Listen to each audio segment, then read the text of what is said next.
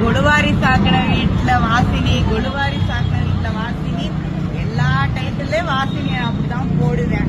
என்ன கொலுவாரி சாக்கின எங்க அத்தையே நான் பக்கத்துல நிக்கிறேன். வாசினி கல்யாணத்துக்கு மதுரையில போய் அவளை பொண்ணழைக்க போறாங்க. அந்த வைபவத்துக்காக இப்ப திருச்சியில இருந்து மதுரையை நோக்கி அத்தை போறாங்க. ஆமா, எனக்கு ரொம்ப சந்தோஷமா இருக்கு. ஏன்னா ஒரு வீட்டுல வந்து ஆன்மீக உணர்வோட ஒரு சின்ன குழந்தை இருந்ததுன்னா ஒரு அளவு வரைக்கும் என்கரேஜ் பண்ணுவாங்க. அப்புறம் 9th 10th வருது, இனிமே நீங்க வந்து 11th 12th அப்போ நம்ம வந்து நிறைய படிக்க வேண்டியது வரும் அப்படின்னு சொல்லிட்டு ஸ்டாப் பண்ணுவாங்க. எப்படி டிவி எல்லாம் பக் பண்றாங்களோ அந்த மாதிரி பண்ணுவாங்க. ஆனா நான் இந்த நேரத்துல தேவோட அப்பா அம்மாவுக்கும் நான் நன்றி தெரிவிச்சுக்கணும். அந்த குழந்தையோட இன்ட்ரெஸ்ட புரிஞ்சுக்கிட்டு அவளுக்கு எல்லா என்கரேஜ்மெண்ட்டும் சப்போர்ட்டும் கொடுத்துட்டு இருக்காங்க.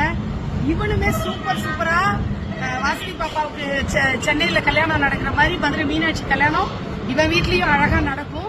சோ நீங்க எல்லாரும் கண்டிப்பா பார்க்கணும். இந்த மாதிரி குழந்தைங்க வீட்டுல இருந்தா கண்டிப்பா நீங்க சப்போர்ட் பண்ணுங்க. அந்த குழந்தையோடைய ஆன்மீக உணர்வை இன்னும் நல்லா சப்போர்ட் பண்ணி வளர்த்து விடுங்க. நன்றி. என்னோட தம்பி மணி சாக்லேட் மெல்ட் ஆகிற அளவுக்கு சூட்ல வெயில்ல நிக்க வச்சுட்டேன். நான் இப்பதான் வந்து திருச்சி வந்து சேர்ந்திருக்கேன். டெய்ரி மில்கோட வந்து அக்கா தங்கச்சி எல்லாம் பார்க்கும்போது பெருங்கையோட போக கூடாதுன்ட்டு சாக்லேட் வாங்கிட்டு வந்தேன்னு சொல்றாரு. இத பாருங்க, கோலு வாரிசுனா சும்மா அது பாருங்க, அவனே பூ கட்டி கொண்டு வந்திருக்கான் அத்தைக்கு. அதோட ஹேர்பின் எல்லாம் கொண்டு வந்திருக்கான். எங்களோட குலதெய்வம் ஏழுமலையப்பனுடைய பிரசாதம் தேவ் வந்து இன்னைக்கு கொண்டு வந்து கொடுத்தான். பெருமாளுடைய ஆசீர்வாதம் திருச்சி மண்ணில் இன்னைக்கு ஸ்ரீரங்கம் தேர் நடக்கக்கூடிய இந்த நாள்ல கிடைச்சதும் ரொம்ப சந்தோஷமா.